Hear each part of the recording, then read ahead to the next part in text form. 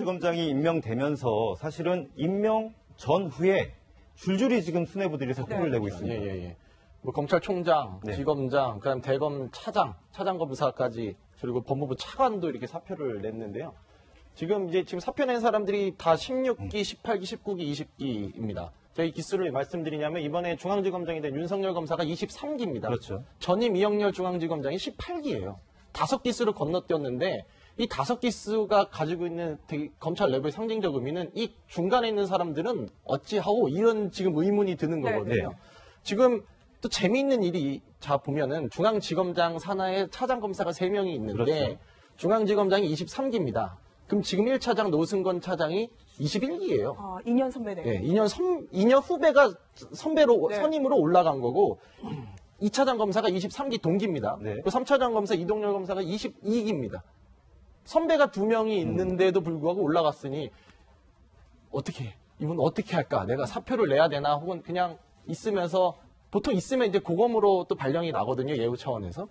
이게 지금 내부적으로는 줄사표가 이어질 것이다. 그리고 여기 검찰뿐만 아니라 법무부 내에도 또 기소 혼란이 있을 거고 네. 그런 의미에서 이제 검찰이 얘기하는 부분은 검찰 개혁을 하는 거는 좋고 5기수를 건너뛴 인사가 파격이다라는 말도 하면서 일각에서는 파격이라는 말도 어울리지 않을 정도의 파격이다라는 말까지 할 정도인데 하는 거 좋은데 그동안에 이제 내려왔던 검찰의 어떤 조직 문화가 있는데 이거를 조금 변형시키는 방법의 개혁이면 몰라도 너무 많은 거를 건너뛴 거 아니냐라는 좀 소리가 나오고 있습니다.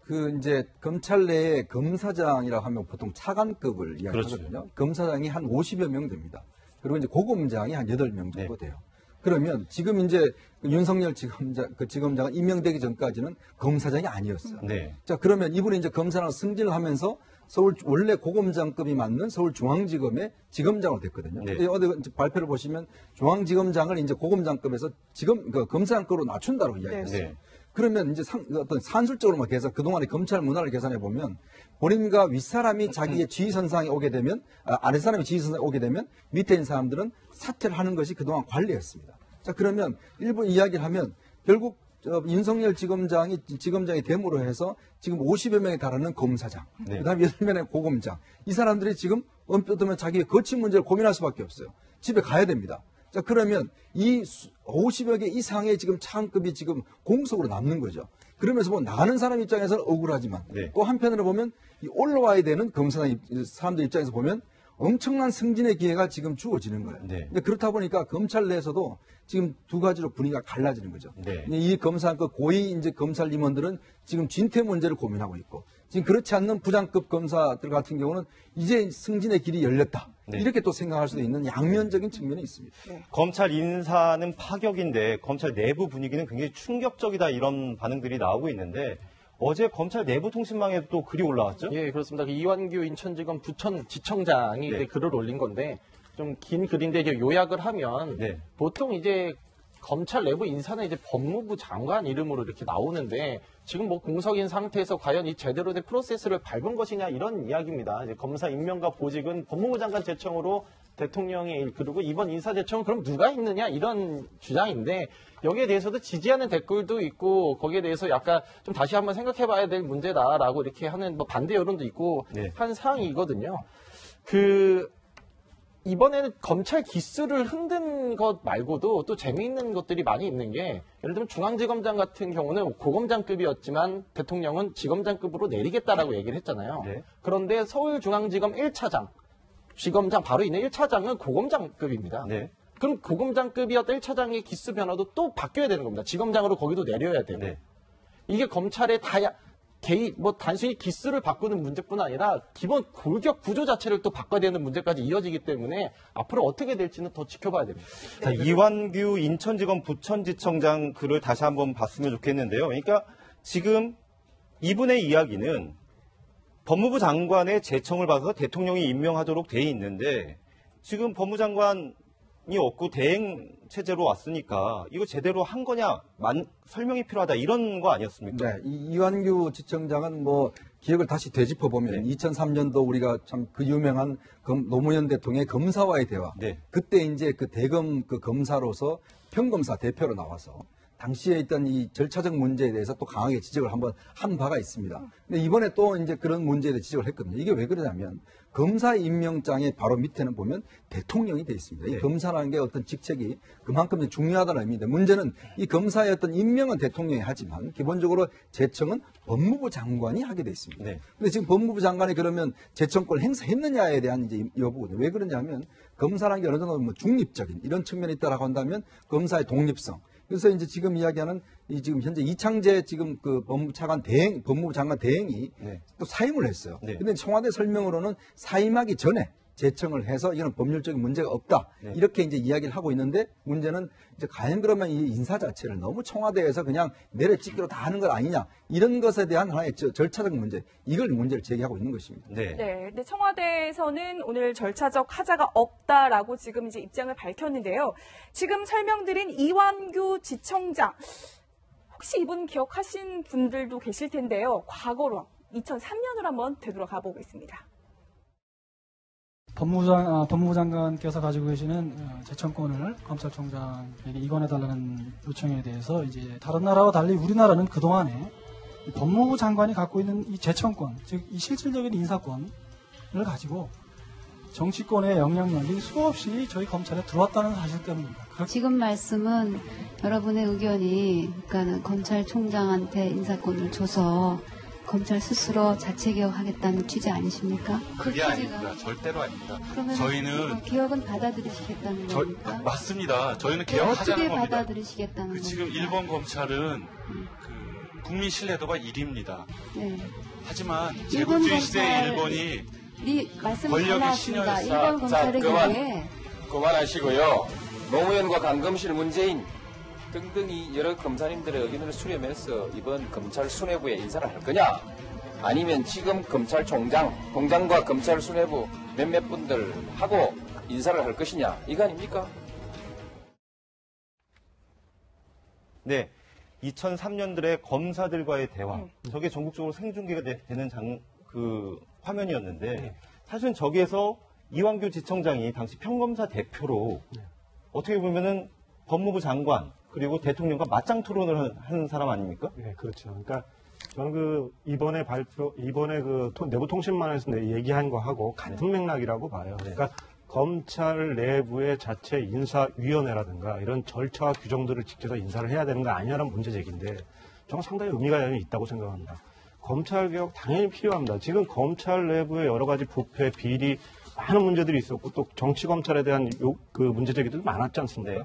그럼에도 불구하고 검찰 개혁의 방향이 한쪽에서는 제도 개선, 예를 들어서 공수처라든가 이런 제도 개선으로 가는 것이만 또 한편에서는 청와대가 검찰에 대한 인사권을 가지고 검찰을 장악하려고 하는 유혹으로부터 벗어나는 것이 검찰 개혁의 가장 중요한 핵심 부분이에요. 그러니까 그걸 놓지 않는 순간 정치권과 청와대가 검찰 인사에 영향을 계속 행사하는 순간 검찰은 정치검찰이 될 수밖에 없고 그런 검찰은 국민을 위해 봉사할 수 있는 검찰이 되기 어렵거든요. 그러니까 그런 점에서 상당한 일리 있는 문제 제기였다라고 저는 그렇게 보고 어쨌든 윤석열 검사 이걸 통해서 하나의 경계와 우려의 목소리를 듣고 이제부터는 좀 절차와 과정들을 좀 투명하게 하면서 문제를 풀어나가야 되지 않겠냐 이런 생각이 듭니다. 그렇더라도 일단 이완규 지청장의 문제 제기를 의식했는지 청와대에서는 절차적 하자는 없었다라는 것을 분명히 하고 있는데요. 그런데 여기에서 정치권도 가세하는 그런 움직임이 있습니다. 지금 미국에 가 있죠. 홍준표 전 지사 지금 이런 글을 남겼는데 청와대가 위법한 절차로 인사를 해서 최순실 사건을 재수사 지시하고 미국 같으면 탄핵감이다. 이게 말이 되는 소리입니까? 일단 사법 방해죄 이런 것들은 이제 아마 홍준표 전 후보께서 이야기를 하실 것 같은데 지금 이제 일단 위법한 절차로 인사를 했다라는 건 물론 어떤 절차적인 지금 아까 이완규 지금 지청장이 이야기했듯이 과연 법무부 장관이 제청을 했느냐라는 그런 부분 관련해서는 절차적 문제는 일단 아마 제가 볼 때는 밟은 것 같아요. 그러면서 본다면 그렇고 지금 문제는 이제 다시 이제 국정농단 사건에 대해서 이제 재수사를 지시했느냐 이런 부분인데 저는 이거 자체가 재수사라기보다는 대통령으로서 어떤 대통령을 본다면 이제 전체 어떤 국정을 총괄하지 않습니까? 그런 차원에서 어떤 특정 사건에 대한 특정 인물에 대한 수사를 하든지 이렇게 수사를 간섭하는 행위보다는 포괄적으로 이 사건에 대해서 어떤 전반적인 문제가 없었는지 아니면 우리가 왜냐하면 수사기간이 이제 특검에서 연장이 안 되고 이제 줄여졌지 않습니까? 그리고 또 우병우 민정수석에 대해서는 검찰 수사가 상당히 미진했다라는 지적들이 또 있었거든요. 네. 이제 그런 부분에 대해서 검찰이 다시 한번 되살펴봐라. 이런 어떤 차원으로 이제 이야기가 되고 있는 것이거든요. 예를 들어서 지금 뭐 재판은 이미 다 진행되고 있습니다. 근데 여전히 지금 이야기했던 당시에 검찰의 어떤 이 수사를 어떻게 이제 과연 이 과정이 했는가, 또 검찰이 이 사건을 어떻게 덮었는지 이런 문제에 대해서 아직 조금의 어떤 미진한 측면이 있어요. 네. 그렇기 때문에 제가 볼 때는 아마 대통령이 저런 식으로 이야기를 한 것은 저는 대통령 충분히 할 수 있는 범위 내에서 이야기가 아닌가. 이제 그렇게 좀 해석이 되는데 저걸 가지고 뭐 모든 걸 다시 처음부터 하라. 이런 거는 좀 과도한 해석이라고 봅니다. 네. 네.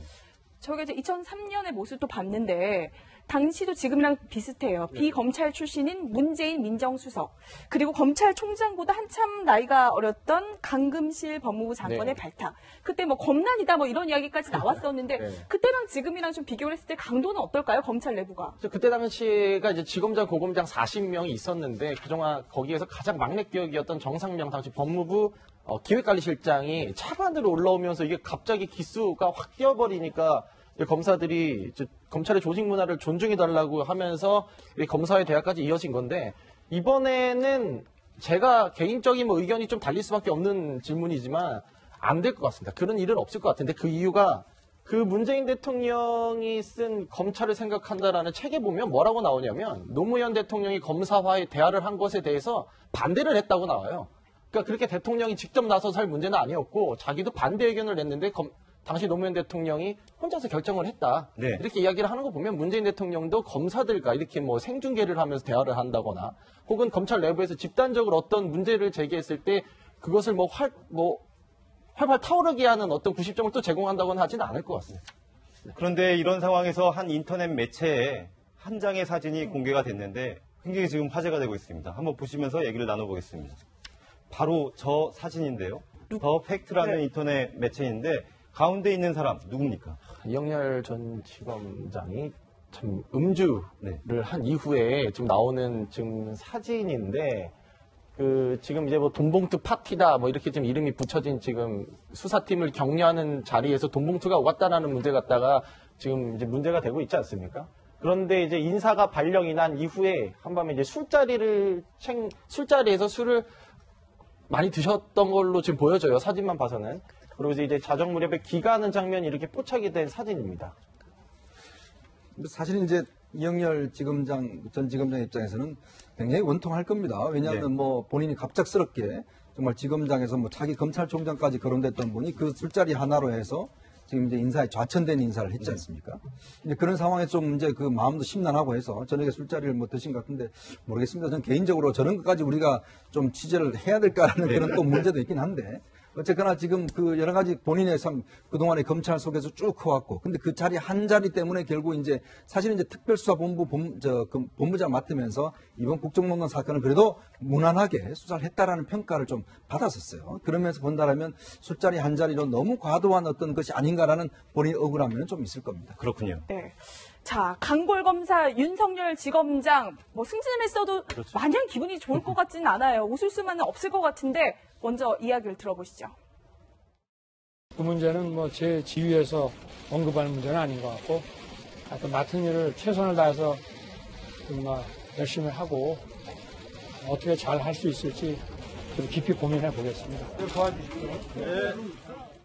네, 잘 좀 도와주십시오라는 말로 인사 말을 이렇게 마무리하고 이렇게 떠나는 장면이었는데 어떻게 보셨습니까? 글쎄, 서울중앙지검장의 자리의 위상에 보면 사실은 검찰개혁의 방향에 대해서 얘기할 수 있는 위치에 있죠. 그럼에도 불구하고 지금 윤석열 중앙지검장이 이야기를 하면 상당한 정치적 파장과 오해의 소지들이 있지 않겠습니까? 이제 그런 것들 때문에 상당히 절제를 했는데 어떻게 보면 지금 그 검찰총장도 좀 부재 상황이고 검찰 내부의 그 수뇌부들이 지금 다 공석인 상황에서 중앙지검장이 거의 검찰총장을 대리하는 정도 수준의 위상을 현재 갖고 있는 게 아닌가 이런 생각이 들어요. 그러니까 조심스러울 수밖에 없는 상황 아닌가 싶습니다.